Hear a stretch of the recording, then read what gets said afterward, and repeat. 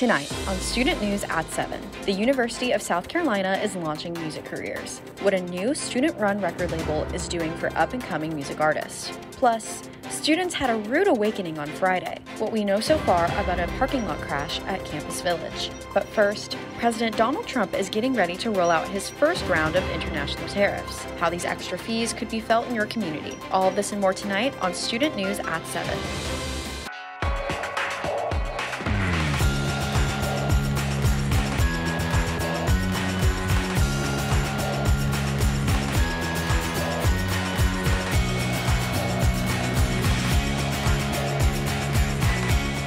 Live from the Kennedy Greenhouse Studio. This is Student News at 7.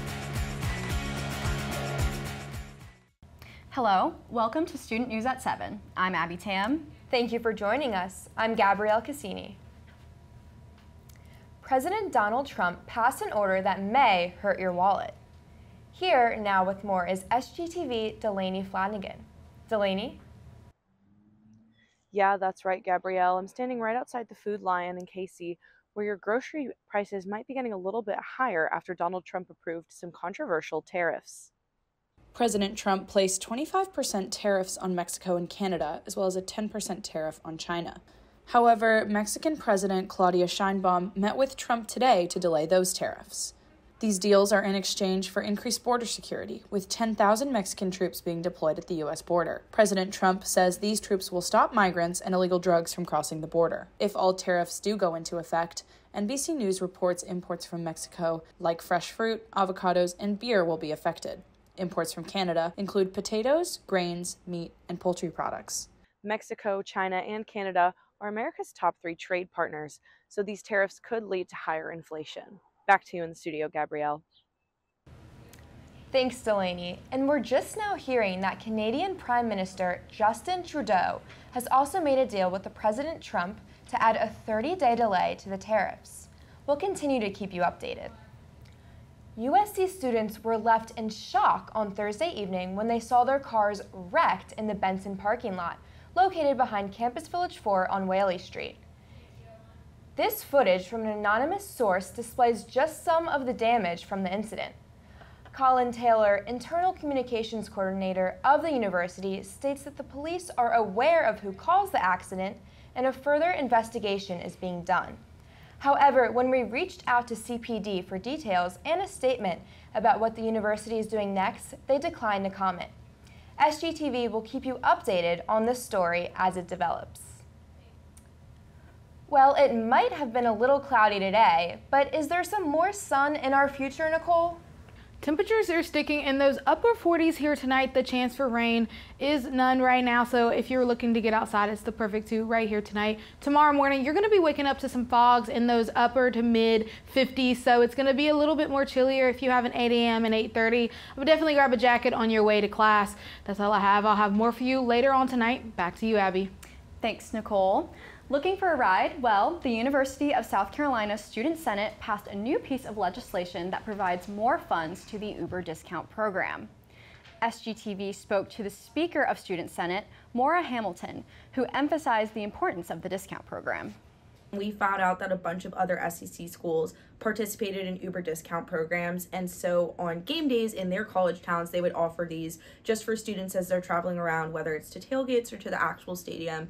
And we knew that that would definitely be super helpful for our students, given that Williams-Brice is about a mile off of campus. So we wanted to make sure that transportation was going to be cheaper for them. And then also, obviously, we work a lot with Uber safety as well. The legislation allocates around $13,000 in donations from parking and transportation, USCPD, and student affairs. The new bill accounts for these donations, which allows the treasurer to manage them. Flu season may be winding down, but infection numbers are still high in South Carolina. According to the Center of Disease Control, South Carolina is one of the top 2 states reporting infections for influenza-like illness. The other state is New Jersey. Right here in Richland County, the South Carolina Department of Public Health reports infection levels are above the state baseline, and the statewide immunization online network shows a drop in vaccination rates this season. Only 18% of South Carolinians received the flu vaccine for the 2024-2025 season, compared to 22% last season. If you're looking to get the shot, USC students, faculty, and staff can schedule an appointment at the University Health Center. We have some breaking news for your winter clothes. Punxsutawney Phil has officially predicted 6 more weeks of winter. This year marks the 139th year in a row that Phil, the world's most famous groundhog, has predicted the fate of the seasons. Phil's predictions have only been right about 30% of the time, but hundreds of fans still gather in Gobbler's Knob, Pennsylvania, to witness whether Phil sees his shadow each year. This year, Phil saw his shadow, so it looks like you may not want to store away those jackets and pants yet. Wow, honestly, I'm not looking forward to the rest of the winter. Yeah, I'm not really a big fan of the chilly weather, but we might want to take his advice with a grain of salt because I read that Staten Island Chuck, which is New York City's Groundhog Day animal, according to the National Oceanic Atmospheric Administration, Staten Island Chuck is actually more accurate than all the other animals. Wow. So I'm going to start listening to him a bit more. Never even heard of him, honestly. Yeah. Well, now you know. Well, back in Columbia, campus is about to get more delicious. A new student housing complex, Gateway 737, is currently under construction. And according to their signage, the development will house a new Chick-fil-A and a Knowledge Perk Coffee Co. This will be the second Chick-fil-A within the vicinity of the University of South Carolina's campus, joining the location in the Russell House Student Union. It is still unclear if the new location will be a full-service restaurant or an express location like the one in Russell House. The complex is set to welcome residents this August. This afternoon, USC students participated in a mini Carolina-Clemson blood drive in the Russell House Ballroom. Student Maggie Johnson, coordinator of the drive, says that the purpose of this drive is to not only beat Clemson in numbers, but also help those in need. It was estimated 25 people donated blood today, which according to the American Red Cross is enough to save 75 lives. The blood collected today will go back to the local community and hospitals in the area. Also on campus, the Office of Student Health and Wellbeing is hosting grocery store bingo tomorrow evening in the Russell House Ballroom. Go to enjoy free food and win prizes such as snacks, drinks, and college essentials. The event starts at 5 p.m. Moving on to some news of a different tenor, the University of South Carolina Music Industries program is partnering with Greater Than Distribution of Universal Music Group to create a Green Street Records, a completely student-run record label. SGTV's Chloe Findlay shows us how this label is supporting USC's up-and-coming student artists. A school of eager musicians, composers, and writers now have the opportunity to produce and publish their own music. Wait, where's a really good lyric? The University of South Carolina School of Music launched Green Street Records on Friday, with help from industry-level talent such as David Baker, a multi-platinum recording and mixing engineer who has worked with stars such as Billie Eilish, John Legend, and Logic. The record label aims to help students get involved with all aspects of the music production process, including marketing, mixing sound, and live production management. The label's first signing was Katie DeMartini, a sophomore music industry studies student from New Jersey. DeMartini said that she is extremely grateful and honored to be the first artist signed to Green Street Records. I love the University of South Carolina and really hope everybody enjoys this new era of music I am putting out into the world. This is only the beginning. You can stream DeMartini's debut single, Him I Guess, wherever you get your music. For SGTV, I'm Chloe Findlay. You know, Gabrielle, I really think it's great that this program is providing resources to students at USC. And it's a great opportunity for her herself as a growing artist and as a student. No, for sure. And actually, Katie's song, it was on my TikTok For You page the other day. Really? So, I mean, I was giving it some streams. It's pretty good. Awesome. Wish her nothing but the best. I know. Well, after the break, SGTV Entertainment has the story on a matchmaking event. Stay tuned to find out which famous celebrity will be hosting the event at USC. Thanks for staying with us. I'm Katherine Naronis. And I'm Duncan Maloney. Here is your weekly entertainment news. Does Valentine's Day approaching have you in the love mood? Head to the Russell House Ballroom on February 11th at 7 p.m. to watch The Dating Game. Hosted by USC Carolina Productions and Gamecock Entertainment, Love Island's Kenny Ortega will be hosting the event and helping the bachelors and bachelorettes find their match. Students, faculty, and staff with Carolina cards can come to the event for free. This past Wednesday, popular hip-hop artist Quavo performed at USC's annual Coxdock. Opening for him was up-and-coming artist Mariah the Scientist. The event was held at Colonial Life Arena. Coxdock usually occurs during USC's homecoming week in October. Tickets for students were $5, whereas in past years, admission has been free. St. Pat's and 5 Points just announced their live music lineup for this year's St. Patrick's Day Festival. Headlining the event will be Shane Smith and the Saints, Lettuce, The Stews, and Badfish. Dozens of smaller artists will be performing throughout the day as well. The annual holiday festival begins with a kickoff at the Fountain in 5 Points the night prior. On the day of, there will be 3 family fun runs, a parade, kiddie rides, and musical guests from national, regional, and local levels. You can find more information at stpatscolumbia.com. This past weekend, the Koger Center for the Arts hosted a big comedy show to round out the month of January. Stand-up comedian and former Impractical Joker, Joe Gatto performed at the Koger Center Auditorium to a packed house this past Friday night. Gatto is the first stand-up to perform at the auditorium in the 2025 calendar year. If you're looking for more laughs, Columbia is the place to be, as several big names will be coming to Soda City in the near future. Josh Johnson of The Daily Show will be at the Senate on March 16th. Tom Cotter of America's Got Talent will be at the Harbison Theater at Midlands Tech on March 21st. Then, later in the year, big names such as Cat Williams and Nate Bargatze will be coming to Colonial Life Arena, and legend Jerry Seinfeld will be performing at the Township Auditorium in mid-May. So throughout this semester, feel free to take a night off from schoolwork and stress to have some laughs around Columbia. This upcoming Thursday will bring back a monthly tradition to downtown Columbia.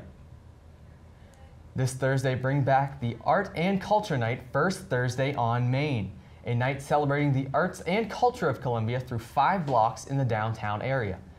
This First Thursday lineup will feature musical acts, a dance contest, a game night, and much more. There's no shortage of activities at this event and just minutes away from campus. The event will start at 6 p.m. and will wrap up around 10 p.m. So be sure to head over to downtown and see what First Thursday on Main has to offer. Hopefully the weather stays as nice as it was today for everyone trying to get out there on Thursday. Nicole, how is the weather looking this week? While temperatures are going to fluctuate throughout the week, rain chances remain low. I'll have some more for you coming up after this break.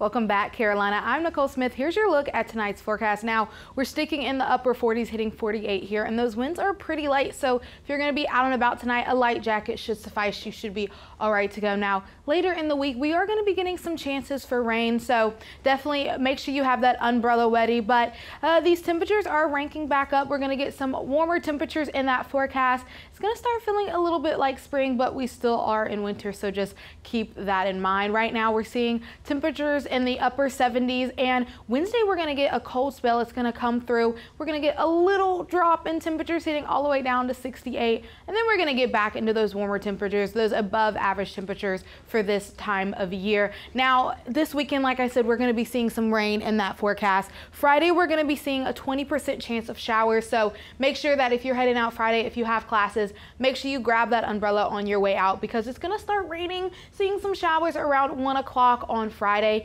Saturday and Sunday, there's a small chance, but nothing major.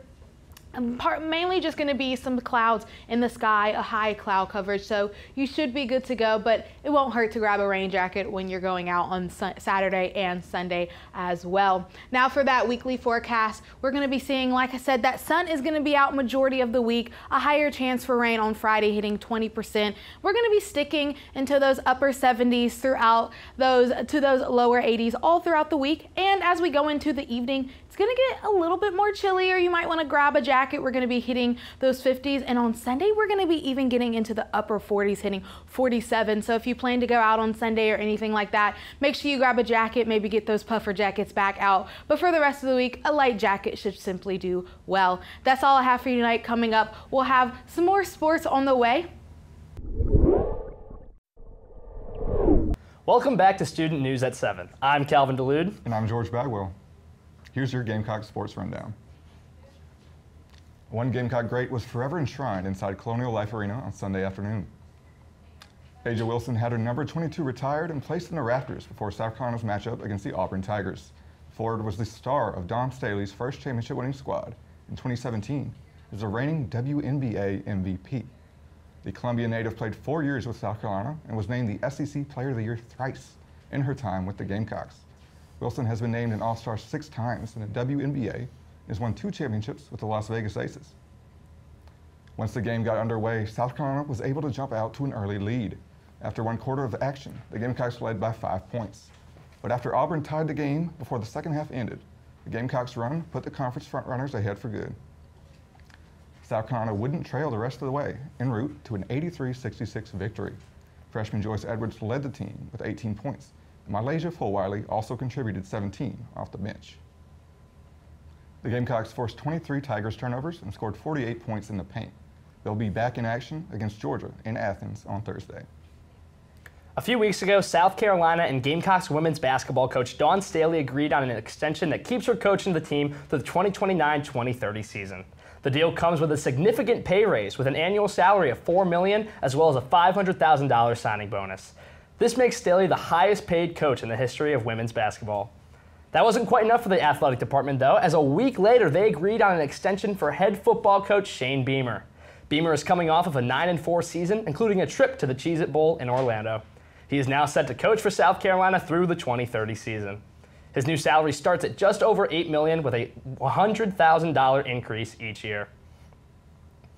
The Gamecocks men's basketball team fell to number 13 Texas A&M on Saturday, 76-72. The drop game to the Aggies marks their 9th consecutive loss as they sink to 10-12 on the season. South Carolina is still winless in SEC play. Saturday's matchup marks the 5th time this season the Gamecocks have lost at home to an SEC opponent by a score of 5 or less. The team gets a week to rest before they travel to Lexington, Kentucky this weekend to face the Wildcats. After the break, SGTV News has the story on a little tussle over the shape of French fries. We'll be right back. Stay with us. Finally, tonight on Student News at 7, a Midlands fast food chain is getting grilled for a controversial change that some are finding hard to digest. Rush's recently announced on Facebook that all 8 of its locations are switching from straight cut fries to crinkle cut fries. According to their post, the switch comes after a demand for a crispier fry. But not everyone is on board with the change. With over 1,000 comments and interactions, customers stirred up some debate. Some customers are on board, but others aren't biting. A few want Rush's to bring back the old fries, and others say they'll never return. Well, Gabrielle, it looks like Rush's is gonna be keeping the crinkle fries, but the important question here is which ones do you prefer? You know, I love a good crinkle fry, especially the ones you can buy at the frozen section in the store and put it in the air fryer. Yeah, you know, they can get really crispy that way, but we're missing an important contender in this discussion, and it's the curly fry. You're right. Yeah, you know, Arby's curly fries, a little bit of sauce, a little bit of horsey sauce. It's good, it's pretty good. It really is. Yeah. Well, that'll wrap up tonight's episode of Student News at 7. You can keep up to date on these stories and more by visiting our website, following us on our YouTube and Instagram. Thank you so much for joining us for this edition of Student News at 7. We'll see you next week. From all of us at SGTV, we hope you have a good night, Gamecocks. Forever to be.